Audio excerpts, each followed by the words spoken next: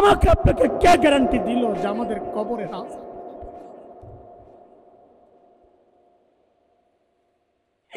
চুল পাইকা সাদা হয়ে গেছে, এখনো গুনাহ ছাড়তে পারে না। দাড়ি পাইকা সাদা হয়ে গেছে, এখনো গুনাহ ছাড়তে পারে না। বাবা ছাড়বেন কবে জিজ্ঞেস করি? বলেন আপনি গুনাহ ছাড়বেন কবে? বলেন যুবক,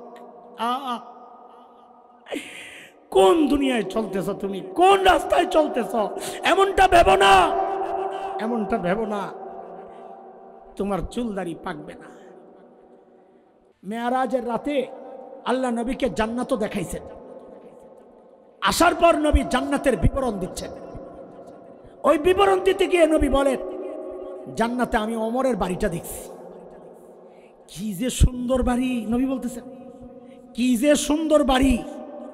আমার মনটা চাইছিল একটু বাড়িটার ভিতরে ঢুকি, না জানি ভিতরটা কত সুন্দর। ঢুকি নাই। কেন ঢুকি নাই? নবী বলতেছেন ওমরের যে গায়রত, আত্মমর্যাদা বোধ, প্রেস্টিজ, ঢুকমো যে ওমর যদি আবার মাইন্ড করে, কারণ কারো ঘরে তো অনুমতি ছাড়া ঢুকা যায় না। ওমর যদি আবার মাইন্ড করে তো আমি ঢুকি নাই। আয় আল্লাহ, এই কথা শুই না সাইয়েদনা ওমর বাচ্চাদের মতো হাউমাউ করে কান্না শুরু করছেন, আবিকা গিরতু ইয়া রাসূলুল্লাহ, আপনার সাথে আমার আত্মমর্যাদা বোধ হয়, একটু ঢুকলেন না কেন? ও আল্লাহ রাসূল, একটু ঢুকলেন না কেন? সেই ওমর এত বড় মানুষ, অথচ আখিরাতের ব্যাপারে কতটা চিন্তিত থাকতেন। জীবন সায়ান্নে হযরত ওমর শেষ সময় পার করতেছেন। ফজরের নামাজের সময় মাজুসির ছেলে, অগ্নি পূজারীর ছেলে, এক সাহাবীর গোলাম ছিল আবু লুলু, সে এক বিচারে ওমর মালিকের পক্ষে রায় দিয়েছেন। এই রাগে ক্ষোভে সে একটা খঞ্জর কিনছে, দুই দিকে ধার, যেটা খঞ্জর।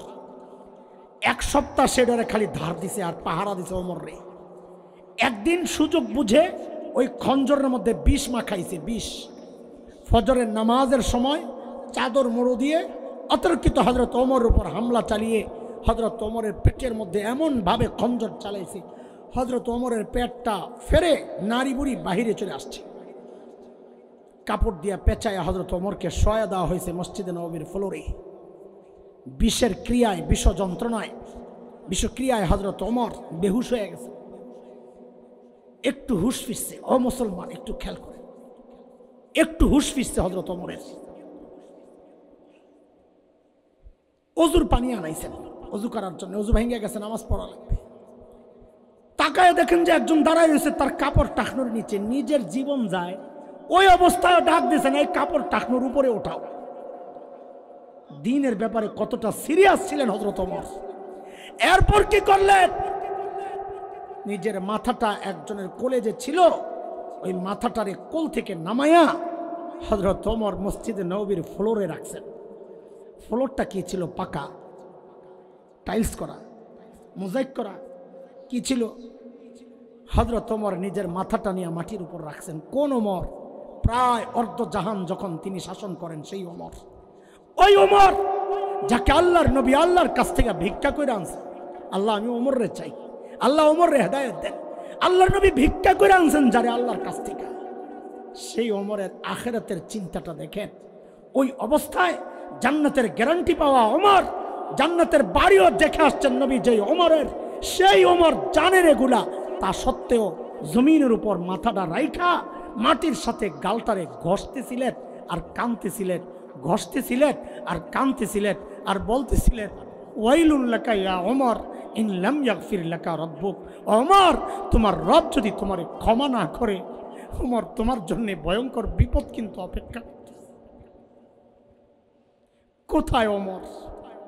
কোথায় আমরা? কোথায় আবু বকর? এত বড় আবু বকর আখিরাতের চিন্তায় অস্থির হইয়া সাইয়েদনা আবু বকর নির্জনে চলে যেতেন।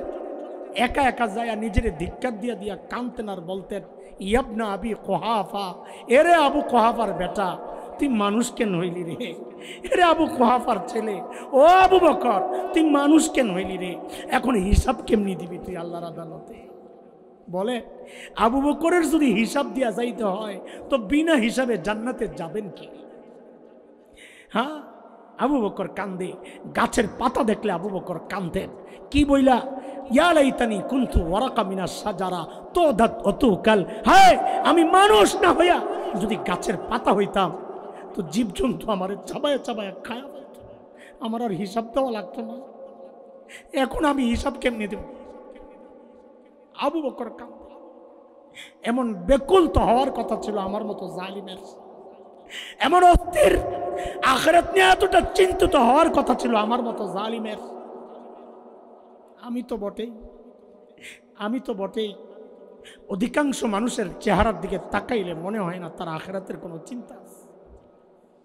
হাসতেছে, সারাক্ষণ হাসতেছে, সারাক্ষণ আড্ডা, সারাক্ষণ গল্প, মরবে না কেন রে ভাই?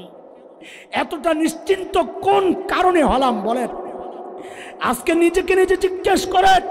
আবু বকর জান্নাতের গ্যারান্টি পাওয়া ব্যক্তি, ওমর জান্নাতের গ্যারান্টি পাওয়া ব্যক্তি। আমি আপনি কে আমাকে এতটা নিশ্চিন্ত করলো?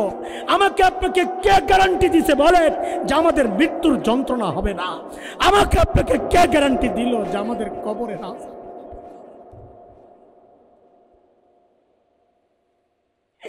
চুল পাইকা সাদা হয়ে গেছে, এখনো গুনাহ ছাড়তে পারেন না। দাড়ি পাইকা সাদা হয়ে গেছে, এখনো গুনাহ ছাড়তে পারেন না। বাবা ছাড়বেন কবে জিজ্ঞেস করি? বলেন আপনি গুনাহ ছাড়বেন কবে বলেন? যুবক, কোন দুনিয়ায় চলতেছ তুমি? কোন রাস্তায় চলতেছ? এমনটা ভেবো না, এমনটা ভেবো না তোমার চুলদাড়ি পাকবে না, চুলদাড়ি পাকবে এমনটা ভেবো না। উল্টাও হইতে পারে, এমনটাও হইতে পারে তোমার বাবার আগে চলে গেছ। কত বাবাকে দেখছি সন্তানের লাশ কাঁধে নিয়ে যাইতেছে। কে জানে, কে জানে কখন কার ডাক চলে আসে? কে জানে এখানেও এমন কেউ থাকতে পারে যিনি বসে আছেন এখানে, কিন্তু তার খবর নাই তার কাফনের কাপড়টা চলে আসছে দোকানে, খুব শিগগির চলে আসবে তার বাড়িতে, তার খবর নাই, বসে আছে নিশ্চিন্তায়, মারা যাবে না। আহ আহ পুঁজির খবর কি আমার নাই, সেজন্য বলতেছে। কার কি পুঁজি বলে? হাত দিলে শূন্য, কিচ্ছু নাই। আরে আল্লাহর বান্দা, পুঁজি বানান, পুঁজি পুঁজি পুঁজি পুঁজি লাগবে। অন্তত এক ফোঁটা চোখের পানিরও তো পুঁজি বানান, একটু চোখের পানিরও তো পুঁজি বানান। কিছু একটা তো লাগবে আল্লাহর আদালতে দাঁড়াইতে। আর লাগবে বলেই আল্লাহ মায়া করে করে ডেকে ডেকে বলছেন, ইয়া আইয়ুহাল্লাযীনা আমানুত্তাকুল্লাহ ওয়াল তানজুর নাফসুম মা কদ্দামাত লিগাদিন ওয়াত্তাকুল্লাহ। ও ঈমানদারেরা, আল্লাহকে ভয় করো। ভয় করা মানে আল্লাহর হুকুম মানা, আল্লাহর ভয়ে গুনাহ ছেড়ে দেওয়া। ভয় করা মানে হচ্ছে এটা। ভয় করা মানে খালি ভয় করি ভয় করি মুখে বলার জিনিস না, এটা গুনাহ ছাড়া হচ্ছে ভয় করা। আর আখিরাতের পুঁজি বানানো, এই দুইটার উপর আমল করার জন্যে, আল্লাহর ভয়ে গুনাহ ছাড়া আখিরাতের পুঁজি বানানো, এই দুইটার উপর আমল করার জন্যে সাহাবী জিন্দিগি লাগবে। সাহাবী জিন্দিগি কি? নেকের কাজ যতই ছোট হোক ছাড়বো না, গুনার কাজ যতই ছোট হোক করবো না। ঠিক আছে ইনশাআল্লাহ? বলেন ইনশাআল্লাহ, বলেন ইনশাআল্লাহ। আল্লাহ কবুল করেন। হতাশা তৈরির জন্য আপনাদেরকে এইভাবে বলছি না, আমি আবারও বলি, উদাস যেন না থাকি। হতাশ হওয়ার কিচ্ছু নাই। কেন জানেন? শেষ কথা, কারণ কি, আমাদেরকে ভালোবাসেন এমন একজন মালিক আমাদের আছেন, যার নাম তিনি নিজেই রেখেছেন গফফার। কি রেখেছেন? আরে বলেন কি রেখেছেন? গফফার মানে বুঝেন? হ্যাঁ বুঝেন? কথা বলেন, গফফার বুঝেন? আরে বুঝলে বুঝেন বলেন, না বুঝলে বলেন বুঝি নাই। বুঝেন না? আল্লাহ আল্লাহ। এরা দোস্ত, গফফার মানে বুঝেন, দুনিয়ার সমস্ত মানুষ অপরাধী খুঁজে শাস্তি দেওয়ার জন্যে, এমনকি সন্তান অপরাধ করলেও মা বাবা খোঁজেন শাস্তি দেওয়ার জন্যে। গফফার ওই মালিকের নাম যিনি অপরাধীরে খুঁজেন মাফ করার জন্যে। প্রতি রাতে আল্লাহ শেষ রাতে এসে ডাকতে থাকেন, আলা মিন মুস্তাগফিরিন ফাগফির লাহ। এই কে কে গুনাহ করছো, আসো আসো আমার কাছে মাফ চাও। আমি তোমাদেরকে মাফ করে দিব, মাফ চাও। হতাশ যেন বান্দা না হন, এই জন্য আল্লাহ নবীর মাধ্যমে জানায়া দিছেন, বান্দা যদি জানতে চায় ওগো মালিক আমার গুনাহ তো অনেক, আপনি মাফ করবেন কত, আপনি মাফ করবেন কত? আল্লাহর পক্ষ থেকে, গফফারের পক্ষ থেকে জবাব আসে, বান্দারে তুমি গুনাহ করছো যত, বলে মাফ করবেন কত? বলে গুনাহ করছো যত, বলে তাও বলেন না কত? হাদিসে কুদসি আল্লাহ বলেছেন, নবী আমাদেরকে শোনাইছেন, আল্লাহ তাআলা বলেন কত মাফ করবে, কত মাফ করবে আল্লাহ একবারে জানায়া দিছেন। আমার বান্দার গুনার পরিমাণ যদি সারা দুনিয়া ভরে যায়, সারা দুনিয়া ভরতে ভরতে উপরের দিকে উঠতে থাকে, উঠতে উঠতে কই যায় ঠেকে আসমানের সাথে। কোথায়? আসমান কত দূর জানেননি? আরে বিজ্ঞানীরা নক্ষত্র আবিষ্কার করেছেন লক্ষ লক্ষ কোটি মাইল দূরে, কিন্তু আসমান কত দূরে এখন পর্যন্ত কল্পনাও করতে পারে নাই। আল্লাহ তাআলা বলেন আমার বান্দার গুনার পরিমাণ যদি সারা দুনিয়া ভরে যায়, ভরতে ভরতে যায় যদি আসমানের সাথে যায় লাগে, আল্লাহ বলেন লা উবালি, আমার কোনো পরোয়া নাই, আমার বান্দা মাফ চাওয়ার সাথে সাথেই আমি তার গুনাহগুলো মাফ করে দিব।